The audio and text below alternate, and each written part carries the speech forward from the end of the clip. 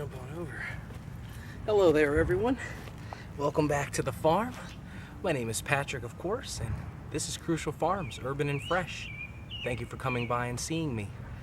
In today's video, I was going to go ahead and show you all how I tie up my tomatoes. Now, this may not be how you want to tie up your tomatoes.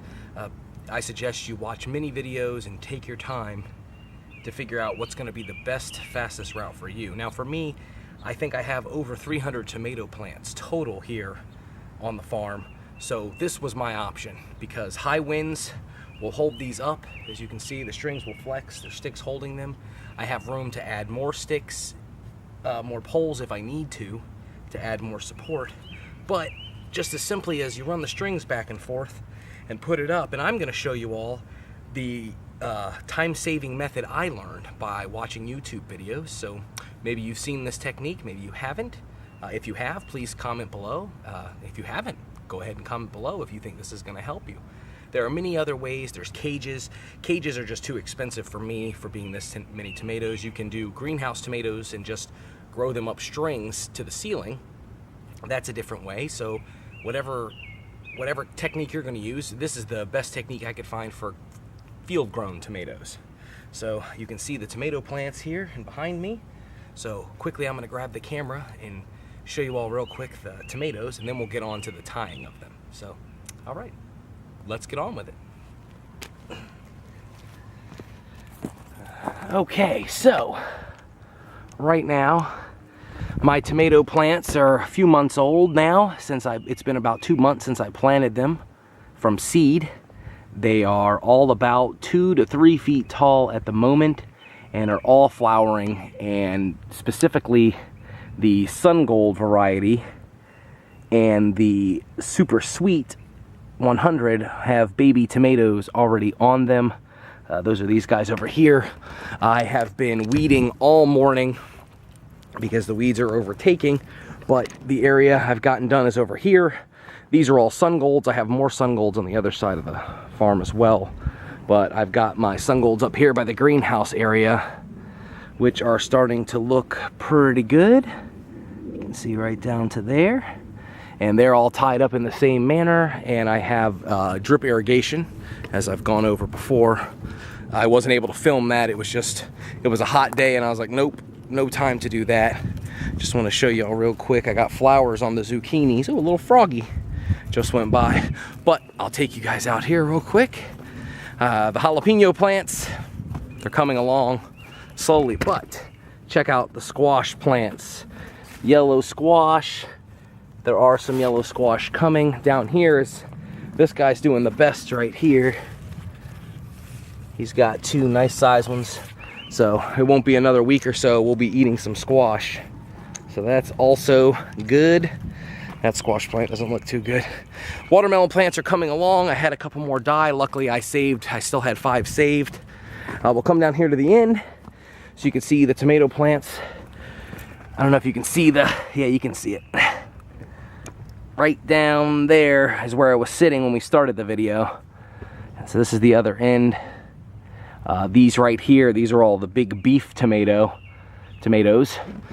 Now, they've been growing extremely well. Of course, no plant food at all. The plant food is in the dirt. I mean, it's good dirt. I used some manure. I put a lot of stuff in it last year, some leaf compost and things like that. So the ground is, has a lot of nutrients. There's just a lot of weeds sitting around. But these plants, especially these big beef tomato plants, I mean, the size of these stalks that have already came, I mean, look at this guy down here, for instance. Now on these plants over here, I have a lot of suckers still. I have a lot of cleaning up to do. I just haven't got to it yet. We had a couple emergencies happen this past weekend, so I've basically just been doing things here and there what I can, but we are back in full swing now. So let's get on with the tying of the tomato plants, and you can see how it's done and how easy it is. So let me get the camera set up for that, and then we'll get on with it. All right. Okay, so first step here is to take you're gonna have your box of string right here. I got mine at Home Depot. This is a poly and poly blend This is tying twine. It's great for, it won't rot, it won't go away. You know, it's also never gonna get into my dirt or anything like that.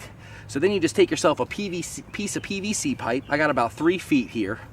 And you get yourself a, I like to put this on the end, so a 90-degree turn, and this is just stuck on with pressure. There's no glue or anything. Then you want to feed your string through it. So it goes, the string goes through the pipe and to your box of string. Now you want to take your string and go to your next tying point and get it tied off. And the method I saw and I learned is always to tie it 3 times, because something about 2 will hold true, but the 3rd will lock it in place. So after doing that, you then, which I'll try to show you all, which I'll see if you can see up to the next tomato plants, like this. Let's get you level, and there we go. All right, so keeping the box here, I've got a little dish under the box to keep it from getting wet. You want to take the string up over your back, like so. Holding it in my right hand, I hold my left hand out to keep pressure. Holding pressure tight, you then take the pipe around and get it to about where you want it to match it up.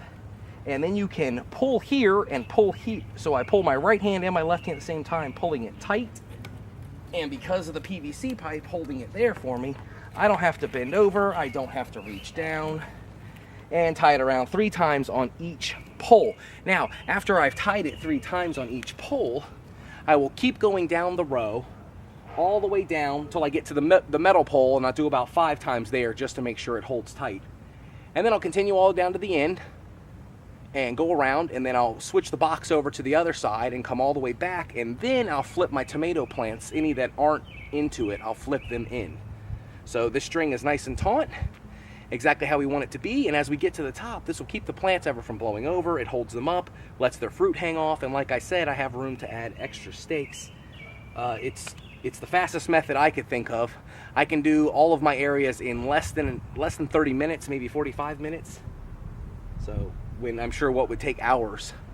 So let me go ahead and I'll work down this row a ways, and then we'll come back and finish up the video. Right.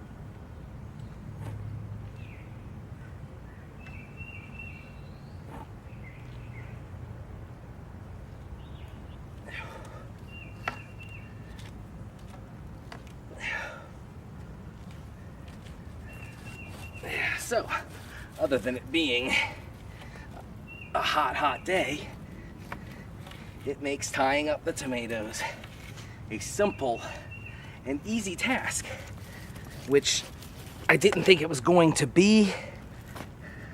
I honestly thought I was going to be out here by hand tying these things up. Oh, that would have sucked. So basically what happens now, let me turn this guy, make sure y'all in the frame. There we go. Sorry about the movements. Let me come around here. Go ahead and take your knife, hold the string tight, and cut it off. This is at the very end.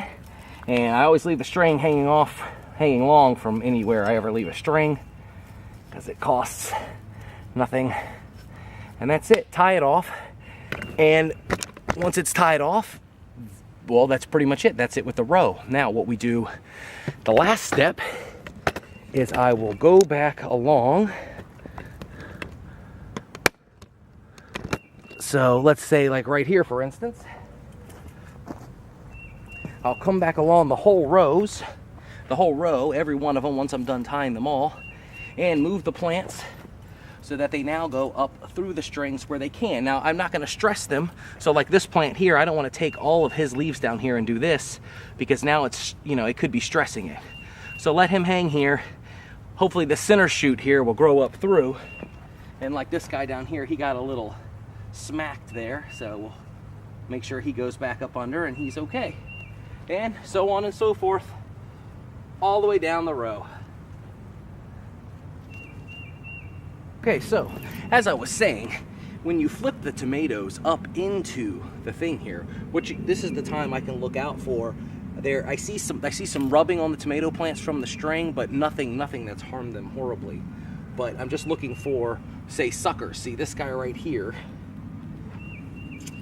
This guy right here, even though this looks great, this guy right here is a sucker. He grows out of that 45-degree angle. So like this guy here, he is a sucker as well. So mine have gotten very, very big. Like I said, I'll need to go through here and do a lot of trimming. I might leave a few if they've already grown fruit, because I'm not about losing fruit this year on my first year. But yeah, other than that, and this is also a prime example here. You can see where these strings are. See, this one got kind of loose a little. Well, if later, if I need to, I can add a stick here, a pole between, so there's two plants, and then, you know, zip tie it in or tie it in with a piece of string, whatever I need to do on each of these levels, and that will give even more support to these tomatoes. But as they are right now, the plants don't weigh too much because I don't have any huge fruit on them yet. So I'm gonna go ahead and tie up the rest of these tomatoes. And yeah, if you have any questions about tying them up or anything I did today, please leave me a comment below. Other than that, I just noticed that some of the cucumbers have flowers. So I'm gonna quickly get all this done because it's hot and I need some water. So I'll probably go get some water first and then get all of this done. And maybe go through today and clean out all of these suckers. So yeah, thank you for all the new subscribers. If you haven't already, go check out our new Facebook page. Search Crucial Farms Urban and Fresh, and please give us a like and a follow. We also have an Instagram page now. As I always say, if you're interested in buying lettuce and you're local, we still have a bunch of lettuce for sale, and of course soon we'll have everything else for sale. So bye for now, and please hit that subscribe button. Bye-bye.